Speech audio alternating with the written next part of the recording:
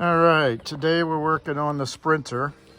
We're doing a brake change, disc brakes.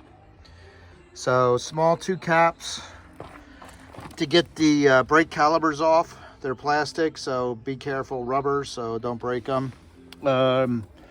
Basically breaker bar with a 19. Took the lug nuts off, so real easy.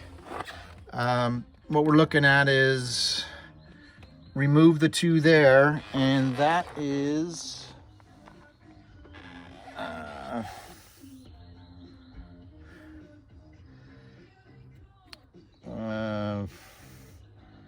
hex 6.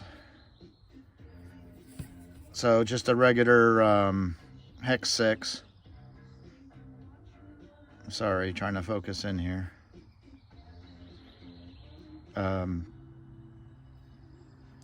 So it looks pretty easy.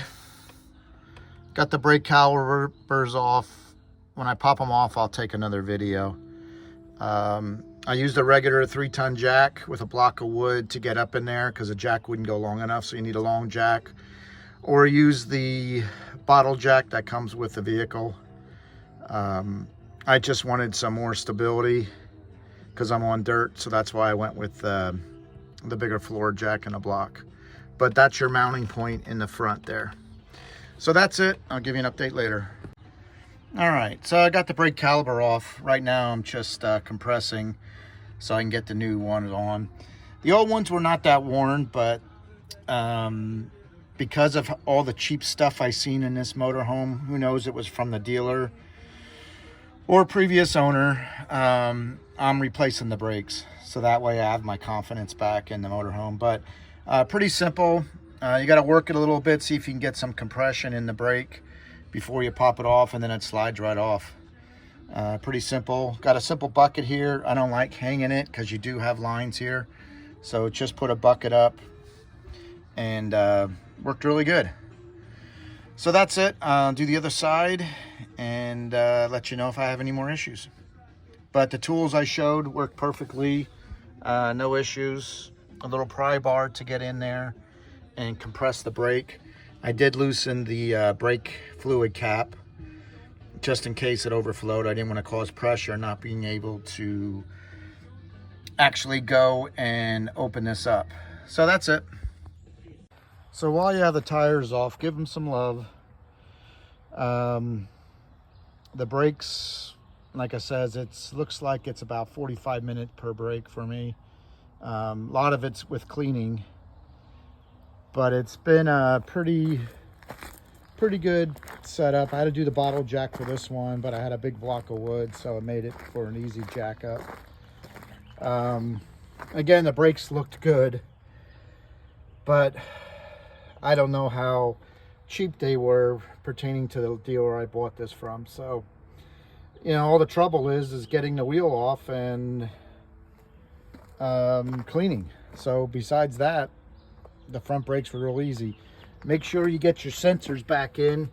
You'll see them clip in there, and then the other part goes in the end there. So make sure you get those and they slide right in. So that's it. Good luck with it. Talk to you soon. All right, I got the back. This is a dual wheel. Again, this is a motorhome, Sprinter 3500. So it's a disc brake. Looks like the same setup. Again, I'm not a mechanic. I always take videos of the work I'm doing so that I know how to put it back together. So I was asked to start posting my videos. So that's what I'm doing.